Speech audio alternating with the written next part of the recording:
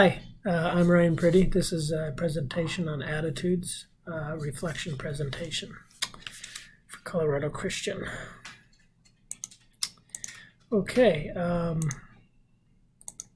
my introduction to my presentation, my observation of my own attitude throughout the course of a day.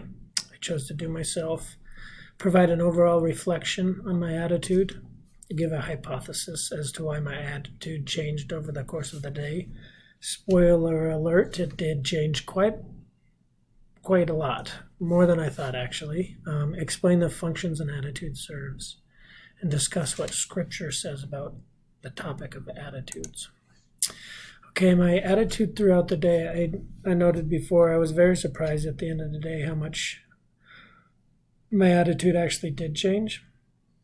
I noticed a dramatic shift in attitude when engaging with my wife, and we'll get into that a little bit deeper details as to why that is. I noticed a change in my attitude when engaging with my kids. I can recall upwards of 10 to 20 times, maybe even more than that, of a shift in positive or negative change in attitude. Why did my attitude change so often? So I took this from our text.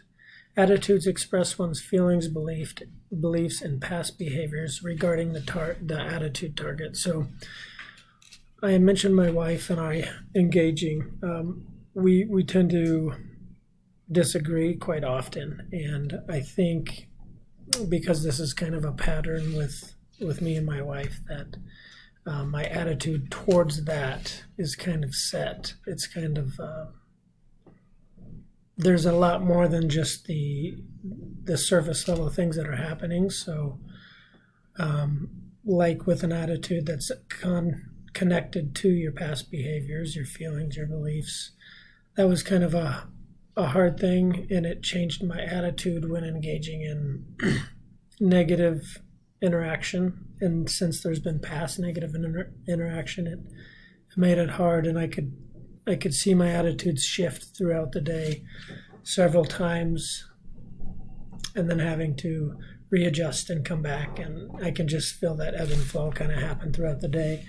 And then as well, during the course of the day, I do have three boys, one 4-year-old and twins. They're two.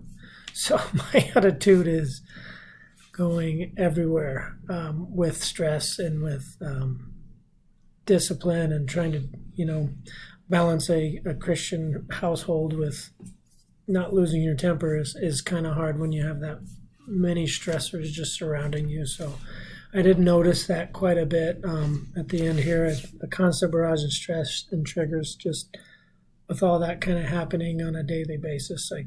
I'm noticing that a lot more now that I'm actually taking this class. What functions does an attitude serve?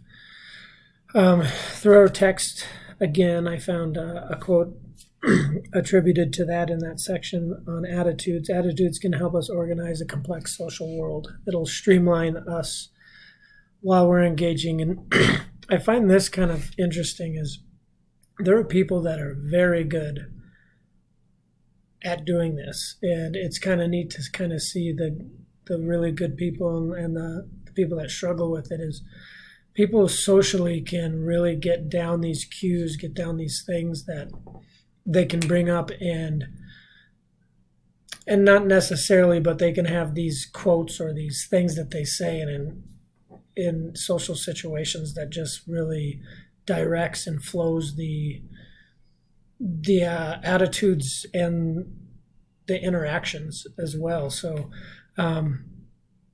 it's a good way for us to interact with people and have these things that we can pull from, past experiences that help us organize and streamline our attitudes during the day with other people. Attitudes can be a form of self-expression in that same paragraph, and then increase our affiliations and connections with others who share similar attitudes. So this is a big one for me because attitudes are huge.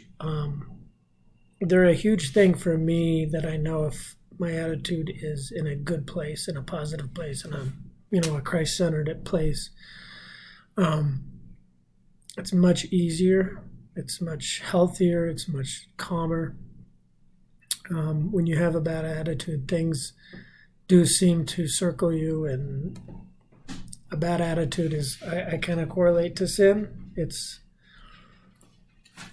I'll get to the scripture area in the back, but if you're choosing to, think negatively about a situation, it's just going to be a negative situation. You can't really turn that around. So attitudes function a way of helping you rise up, get through things, do the right thing.